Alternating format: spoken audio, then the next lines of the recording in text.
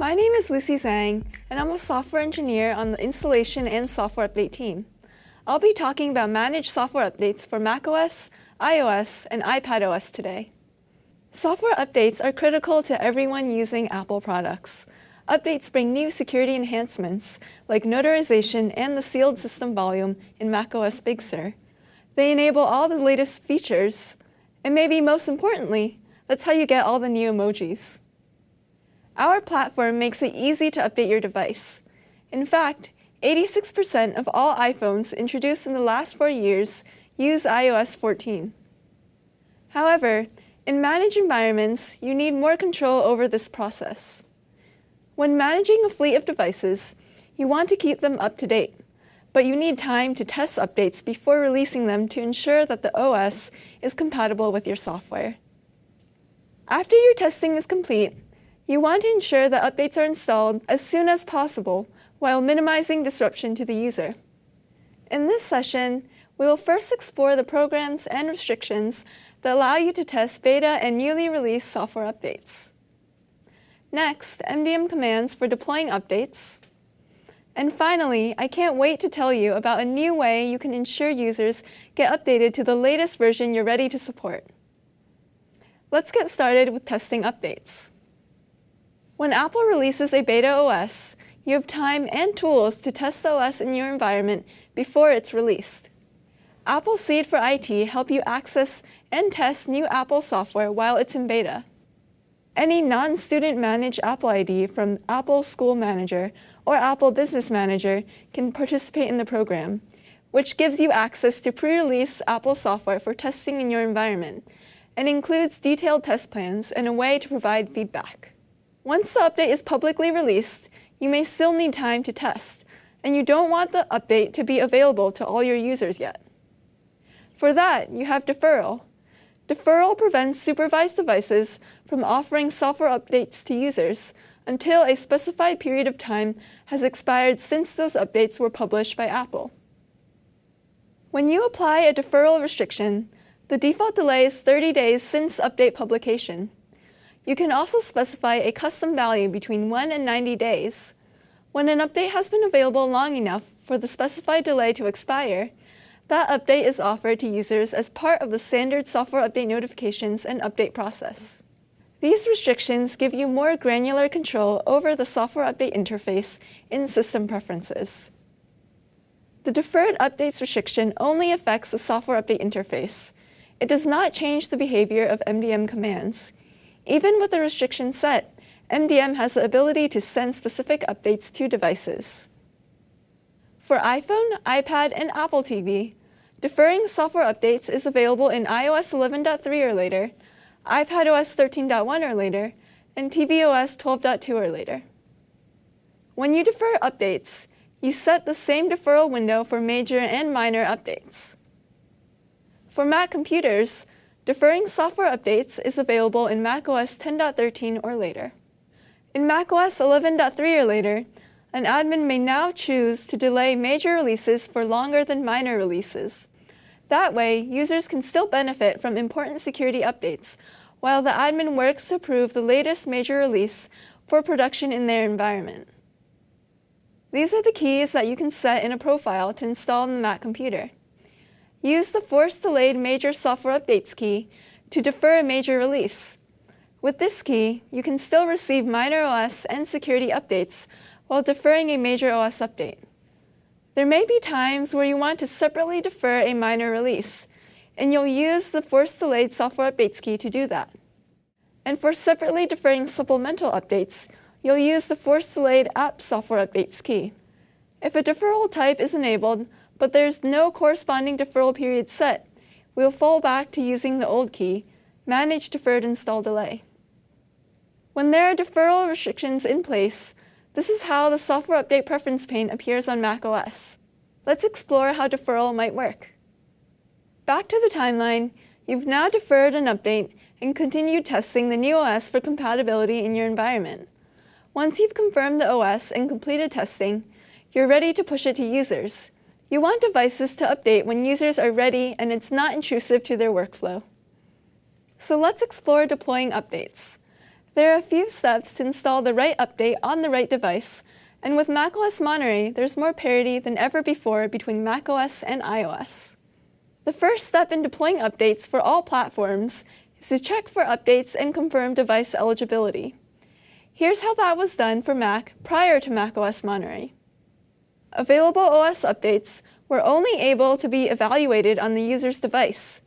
You use the command schedule OS update scan, which tells the Mac to query the server for available OS updates, and then evaluates the updates to determine eligibility.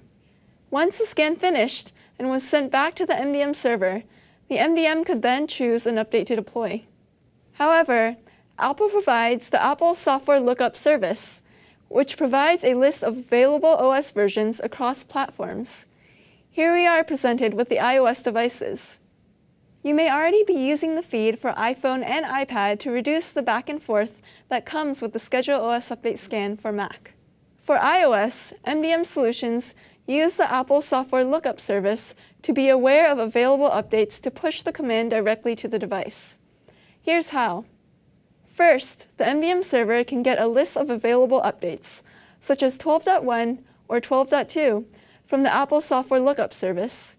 When you're ready to deploy an update, the MDM server will send the update version to the device. Then the device will reach the software update server to verify that the update is eligible and begin to download and install it. New with macOS Monterey, we are unifying this process for macOS and iOS. We now support a new device information query key called Software Update Model ID, which returns the hardware model string for iOS and macOS to MDM. The Apple Software Lookup service will include the appropriate hardware identifier for macOS, allowing MDM servers to determine the applicability of an update without the available OS updates command. Just like on iOS, the MDM will be able to determine update applicability by comparing the result from device information query to the device IDs listed in the JSON feed. Also, until now, macOS has ignored the product version key and used product key instead. As of macOS Monterey, the product version key will be supported on macOS. iOS already uses this key to specify updates. For compatibility, if you specify both product version and product key, then product key will be used. If the device can't find an update eligible for that version, it will send the appropriate response. This removes the round trip for minor OS updates as long as you have previously collected the supported device ID of the device. MDM administrators can automatically install and authorize software updates for macOS, iOS, and iPadOS as long as the device is supervised. In macOS 11 or later, all Mac computers enrolled using either device enrollment or automated device enrollment are supervised.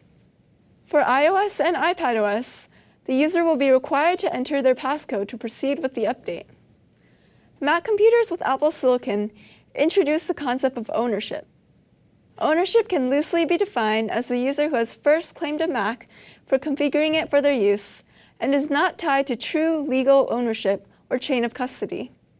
Ownership defines who is authorized to make changes to the startup security policy for a specific install of macOS. On Apple Silicon, the startup security policy defines the restrictions around which versions of macOS can boot on Mac computers and permission to use the Bootstrap token for automated updates. macOS requires authentication to perform updates. For Mac computers with Apple Silicon, authentication requires a user password or an MDM Bootstrap token. A user password is required for user-initiated interactive updates through system preferences. An MDM Bootstrap token is used for automated non-interactive updates, which requires macOS 11.2 or later, and the update being installed must be signed by Apple. New in macOS Monterey, we have introduced support for the Bootstrap token for MDM-initiated install later flows. This means that Apple Silicon devices can schedule and perform updates at a later time when the device is not in use. Your users will appreciate that you're updating their device while not disrupting their workflow. They can just wake up the next day to an updated machine. If you're already supporting the Bootstrap token, this will just start working when you use the Install Later action in Schedule OS Update. Once the MDM knows which update is applicable to devices, the Schedule OS Update command is used to deploy the update to macOS, iOS, and iPadOS. Just note, an MDM command can be used to install the update during the deferral window or after. There are several options when using the Schedule OS Update command. One option that must be set is the install action, whose value significantly affects the behavior of the update. The install ASAP install action is the primary update mechanism for userless macOS devices. Install ASAP uses the bootstrap token for authentication on Mac computers with Apple Silicon. This action performs immediately, with an option for a user to cancel the update. Just note that the install ASAP command does not automatically close applications that are actively in use unless the install force restart option is used. Download only is useful for both users and userless devices to download the update in the background before the installation time. Notify only is used to alert users that there is an action for installation. Neither command will start the install. Install later allows you to schedule an install tonight update. The device will choose a window of time, usually between 2 a.m. to 4 a.m., based on machine learning, using conditions such as when the device is least used for the install to occur. The device then schedules the update to occur in that window of time, given that you're plugged into power. Let's check out the notifications. With the install ASAP command, or default command, users can get a restart countdown notification. The user can choose to cancel the restart in the notification options. And in macOS Monterey, when you use install later, the user will get this notification. Let's examine this more closely. This notification shows that the update will attempt to install that night. The user is reminded that the device must be connected to power at the time it performs the update later. For iOS or iPadOS devices, default is the primary update mechanism. Download only is useful for both user and userless devices to install the download in the background before the installation time. Here's what a user will be presented with. Non-passcode protected devices install the version immediately after the command is sent from the MDM server. Passcode protected devices require a slightly different flow. Once the device receives the install command from MDM, we will schedule the installation alert to show on the next unlock. This gives the user the option to install now or install tonight, or remind me later. On iOS, this first install alert shown to the user allows you to choose install now, later, or details. Subsequent alerts shown will say that the update is ready to install. For example, iOS 15 is ready to install. And the provided options are install now or later. Tapping later in the previous screen will show the passcode prompt with the remind me later option at the bottom. The MDM server can also flag an update as required. This will let the user choose remind me later a maximum of 3 times. After the third tap of remind me later, the installation notification will be shown every time the user hits the home screen, and the Remind Me Later option is removed. Let's return to the timeline where we're now ready to install the update. For userless devices, you can use the Install Force Restart option with Schedule OS Update. Those devices will do a hard restart to perform the update. And for user devices, once you send the install command, you relied on the user to perform the update. That is, until now. I'm excited to tell you about a new feature we are introducing for macOS. After the admin update deferral period is over, you want to ensure that updates are installed quickly after you've made them available to users. You don't want the user to continue to cancel or defer the update. You need a way to enforce it. In macOS Monterey, you now gain more control over the install later policy to enforce the update. You can specify the number of times the device should prompt to install before the update is enforced. This number is defined by the max user deferrals key. This max user deferrals key implies the existing key install force restart once the maximum number of deferrals has been reached. When you enforce the number of maximum deferrals, the user will receive informative notifications about the remaining number of attempts left before a force update will occur. To change the maximum number of user deferrals, you simply need to issue a new install later command. Here's what the user will be presented with. When you set the max user deferrals value, The notification shows the remaining number of attempts before a forced install. The update is scheduled for tonight, but the user is given options. They can select Remind Me Tomorrow, which will defer the update again and decrement the count of remaining number of attempts. They can install it now, or they can have it attempt to update later tonight. If the user does nothing, the update will attempt that night. When the number of maximum user deferrals is reached, the user is notified that this update will be forced. This means the machine will restart to perform the update regardless if the user is still using the device. With these new changes, admins gain more control over enforcing the macOS update and ensuring that devices are updated in a timely manner. There is one more thing I want to tell you about managing software updates. New this year, iOS and iPadOS now offer users a choice between two software update versions within the Settings app. For example, you can update to the next major OS as soon as it's released for the latest features and most complete set of security updates. Alternatively, continue on the current major release and still get important security updates until you're ready to jump to the next major version of iOS or iPadOS. A new option on the Settings command lets you control what OS update is presented to the user. You specify this by providing a software update settings dictionary, which has a key called recommendation cadence. This key can have 3 values. Here's what's shown if you have recommendation cadence set to 0. This is the default view, which is what you would get if no MDM restrictions are in place. Both the major and minor versions of updates are available. Here's what's shown if you have recommendation cadence set to 1. If 2 software update versions are available, the device will show the software update version with the lower version number. Here's what's shown if you have recommendation cadence set to 2.